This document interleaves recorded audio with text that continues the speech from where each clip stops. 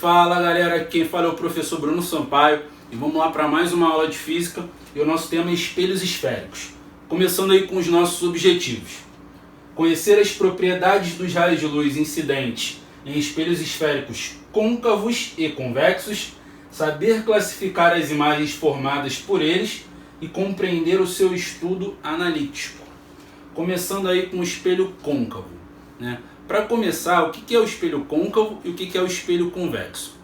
Ambos são espelhos esféricos. Imagina que você tem uma casca esférica onde a gente tira exatamente um pedacinho dele, né? Ele vai ficar mais ou menos assim, tipo uma colher. Quando a parte refletora é a parte da concavidade, é a parte que a curvinha tem, a gente chama esse espelho de espelho côncavo. Se a parte refletora for a parte de trás, a gente chama esse espelho de espelho convexo. Então, pensando na colher, a parte que a gente coloca a comida é a parte côncava e a parte de trás é a parte convexa. Então, dependendo de como você está observando nessa superfície refletora, ele pode ser côncavo ou ele pode ser convexo. Então, vamos começar aí com o espelho côncavo. É aquele em que a curvatura está virada para o objeto luminoso. Para a gente estudar o comportamento da luz nesse espelho, a gente tem que ter noção de algumas características importantes dele. Por exemplo, a gente tem um centro de curvatura, pois se trata de uma esfera. E traçando uma linha imaginária passando pelo centro e chegando até o espelho, a gente chama essa linha de eixo principal. E sobre ela tem mais dois pontos que são importantes para o nosso estudo. O ponto em que o eixo principal passa pelo espelho, a gente chama de vértice do espelho. E entre o centro e esse vértice, a gente tem um ponto onde a gente chama de foco. Então são três pontos importantes sobre esse eixo principal: centro, foco e vértice. São os mesmos pontos tanto para o espelho côncavo quanto para o espelho convexo que a gente vai ver. Então, começando aí com as propriedades da luz ao incidir nesse espelho. São 4 propriedades para cada espelho, são muito parecidas inclusive entre si, né? Começando aí com o raio de luz incidindo no espelho paralelo ao eixo principal. Se ele incidir paralelo ao eixo principal, ele vai refletir passando pelo foco do espelho. Se o raio de luz agora incidir pelo foco, ele sai paralelo. Então são duas propriedades contrárias. Raio de luz incidiu paralelo, saiu pelo foco. Entrou pelo foco, saiu paralelo. Se o raio de luz incidir em cima do vértice do espelho, ele sai fazendo exatamente o mesmo ângulo com o eixo principal. E por último, se o raio de luz incidir pelo centro de curvatura desse espelho, ele vai voltar pelo mesmo caminho e passar pelo centro também. Então são 4 propriedades. Entrou paralelo, sai pelo foco. Entrou pelo foco, sai paralelo.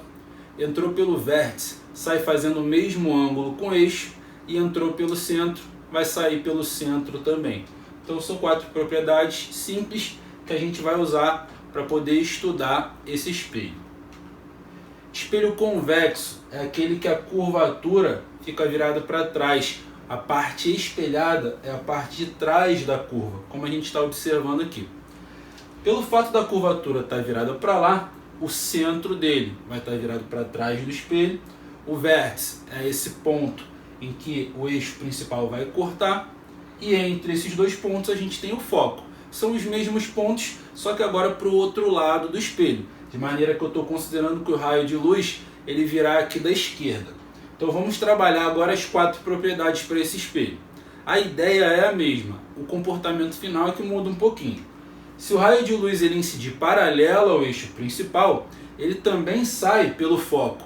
Porém, o raio de luz ele não atravessa o espelho, ele reflete. Então ele não vai passar literalmente pelo foco, mas ele sai na direção do foco.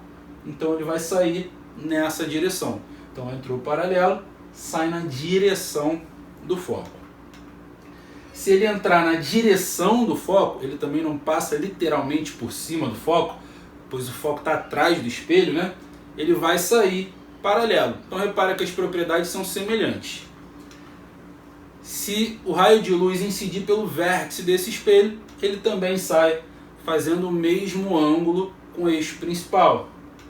E por último, se ele entrar na direção do centro, ele não passa literalmente por cima do centro, pelo mesmo motivo que a gente falou antes, o centro está atrás do espelho, mas se ele for na direção do espelho, do centro do espelho, ele volta na mesma direção também. Então as 4 propriedades, a ideia é basicamente a mesma. Porém, o espelho côncavo, o centro e o foco ficam para o mesmo lado que vem a luz, e no convexo eles ficam para o lado contrário. Então o efeito que vai gerar é diferente, mas as propriedades são muito parecidas. Formação de imagens. A gente pode classificar as imagens em 3 tipos de classificação. Primeiro, a imagem ela pode ser real ou virtual. Imagem real é uma imagem que é projetada. No caso dos espelhos, ela se forma à frente do espelho, do mesmo lado em que se encontra o observador, em que a luz está vindo. A imagem virtual é uma imagem que se forma atrás do espelho. É aquela que a gente vê normalmente. Quando a gente observa o espelho, a imagem dá a impressão de estar atrás dele, né? Então, real é uma imagem projetada, virtual ela é formada atrás do espelho. Só de olhar para o espelho a gente consegue enxergar diretamente essa imagem. Outra classificação é se a imagem é maior, menor ou igual ao objeto. Está relacionado aos seus tamanhos. E por último, se a imagem ela é direita ou invertida. Direita é que ela tem a mesma orientação que o objeto. Invertida, o objeto tem uma orientação, a imagem tem outra. Então são vários tipos de classificação. Sendo que os espelhos esféricos, eles acabam formando várias imagens diferentes. No caso, o espelho côncavo, ele forma 5 tipos de imagem diferentes. O espelho convexo forma uma. E a gente vai ver aí qual é a condição para cada classificação. Então, colocando aqui o nosso espelho côncavo, com centro, foco e o vértice, como a gente falou anteriormente. Imagina que tem um objeto luminoso e um observador do mesmo lado que ele, mas localizado aqui antes do centro de curvatura. Como que a gente vai saber como essa imagem vai se formar? O que a gente faz é, coloca a base desse objeto em cima do eixo principal do espelho, e a extremidade de cima a gente vai traçar 2 raios de luz, de maneira que a gente saiba o comportamento deles. O ponto em que os raios refletidos se cruzarem é o ponto em que a imagem vai se formar, é que vai se formar a outra extremidade dela. Então como que a gente vai fazer isso? Nós falamos de 4 propriedades, a gente precisa de 2, né? Então vamos lá. Primeira, se o raio de luz entrar paralelo, ele sai pelo foco. Segunda, se ele entra pelo foco, ele sai paralelo. Repara que teve um cruzamento desses raios aqui, porém, esse raio aqui ainda não é o refletido. Então você tem que observar o cruzamento dos raios refletidos. Então esse é um raio refletido e esse é um raio refletido. Então o ponto de encontro deles é esse daqui. Então ali é que vai se projetar a imagem. Então vamos reparar aí como é que ela está formada. Essa imagem ela tem características para a gente classificar. Primeiramente, ela está projetada à frente do espelho. Esse tipo de imagem a gente chama de imagem real. Ela tem uma orientação que é contrária ao do objeto. Um está de cabeça para cima, o outro de cabeça para baixo. Então a gente fala que essa imagem ela é invertida. E com relação ao tamanho, nitidamente o tamanho da imagem é menor que o tamanho do objeto. Então, é uma imagem real, invertida e menor. Então, sempre que eu tiver o objeto antes do centro, eu vou formar esse tipo de imagem. Se por acaso eu aproximar o objeto de maneira que ele chegue exatamente em cima do centro de curvatura, vai mudar o tipo de imagem que a gente terá. Mas o que a gente vai fazer é utilizar o mesmo procedimento. Vou traçar 2 raios de luz, que eu saiba o comportamento da reflexão. E vou ver onde eles se cruzam após a reflexão. No caso aqui embaixo. Então ali é que a imagem vai se formar. Mas nesse caso, a classificação muda em um detalhe. Ela continua sendo real. Ela continua sendo projetada à frente do espelho. Continua sendo invertida, ela ainda está de cabeça para baixo. Mas o tamanho dela mudou. Agora o tamanho dela é exatamente igual ao tamanho do objeto. Então já repara que se a gente aproxima o objeto, a imagem vai crescendo, né? está antes do centro, a imagem é menor que o objeto. Chegou no centro, a imagem já é igual. Se eu aproximar mais um pouquinho, eu vou gerar uma nova mudança. Agora com o objeto entre o centro e o foco. Vou fazer a mesma coisa. Traçar dois raios de luz e ver onde eles se cruzam. Agora eles se cruzaram aqui embaixo depois da reflexão. Então quer dizer que a minha imagem vai se formar ali. Então o que eu tenho agora é uma imagem que continua sendo real e invertida. Ela está na frente do espelho e de cabeça para baixo. Mas o tamanho da imagem passou a ser maior do que o tamanho do objeto. Então já pode se ligar nisso. Vai aproximando o objeto, a imagem vai crescendo. Se ela está antes do centro, a imagem é menor. Chegou no centro, a imagem é igual. Passou ali, ficou entre o centro e o foco, a imagem passou a ser maior. Mas os três tipos são reais e invertidas, né, no caso. Se a gente aproxima mais um pouco, de maneira que chega no foco, o que vai acontecer? Se eu traçar dois raios de luz, o que eu vou reparar é que para o mesmo lado que o objeto está, eles não vão se cruzar. Quando isso acontecer, a gente vai propagar o caminho deles para o outro lado, para ver se cruzariam também. Então eu vou fazer isso. Porém, essas duas retas elas são paralelas nesse caso. Então elas não se cruzam nem para um lado, nem para o outro. Então a gente não consegue definir que tipo de imagem se formou. Então a gente chama essa imagem de imagem imprópria. Na teoria, a gente fala que esses raios eles vão se cruzar em um determinado ponto, que é o ponto em que a imagem vai se formar. E eles se cruzam no infinito. Então se perguntar para você, aonde se forma uma imagem num espelho côncavo, quando o objeto está sobre o centro, ela se forma no infinito. Qual é a sua classificação? Ela é imprópria, porque não tem como definir as outras classificações da maneira convencional. Mas se eu aproximo mais um pouco o objeto, de maneira que ele fique entre o foco e o vértice, eu mudo mais uma vez e chego na última classificação do espelho côncavo. Traçando dois raios de luz, vou ter aqui um entrando paralelo e outro pelo vértice. Se a gente observar para esse lado do espelho, os raios de luz eles não vão se cruzar, eles estão se separando. Então eu vou fazer a mesma coisa que eu fiz antes. Eu vou continuar eles para o outro lado para ver se eles se cruzam. E nesse caso eles vão se cruzar nesse ponto se eu continuo. Então é ali que vai se formar a minha imagem. Então agora eu tenho uma imagem um pouco diferente do que tinha antes. Ela agora está atrás do espelho, está para o outro lado.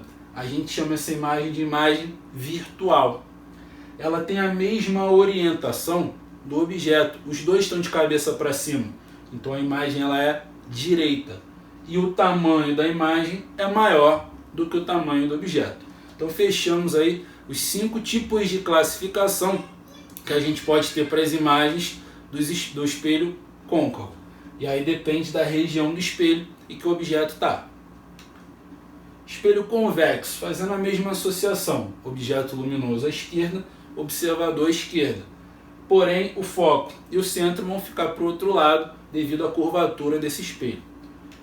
Se eu traçar dois raios de luz, eu vou ver que também para o lado onde o objeto está, eles vão se afastar, eles não vão se cruzar. Então eu vou propagar esses raios de luz para o outro lado e ver os seus caminhos aonde eles se cruzam, né? Então eles vão se cruzar nesse ponto ali, que é onde a imagem vai se formar. Então repara no que a gente vai ter, né? A gente vai ter uma imagem que é virtual, que está atrás desse tipo de espelho. Ela é direita, ela está virada de cabeça para cima e ela é menor do que o objeto, né? Esse tipo de espelho só tem essa imagem. Ele sempre é virtual, sempre é direita e sempre é menor. Esse espelho ele é muito utilizado no dia a dia para ampliar o campo visual que você tem. Ele é utilizado em lojas, em ônibus e assim vai, né? É aquele espelho mais redondinho, que tudo fica pequeno, mas você consegue observar uma área maior a partir dele. Estudo analítico. Vamos começar aí com o espelho côncavo. Para a gente estudar analiticamente, para a gente estudar os cálculos, a gente tem que conhecer algumas características, né, algumas grandezas associadas a ele. Primeiro, a distância do centro de curvatura do espelho até o vértice do espelho é o que a gente chama de raio, né? Não muda muito com relação ao conceito matemático. Mas o foco até o vértice a gente chama de distância focal. como o foco está exatamente entre o centro e o vértice, eu posso te afirmar que o raio tem o dobro do tamanho do foco, ou posso falar também que o foco é a metade do raio, tanto faz.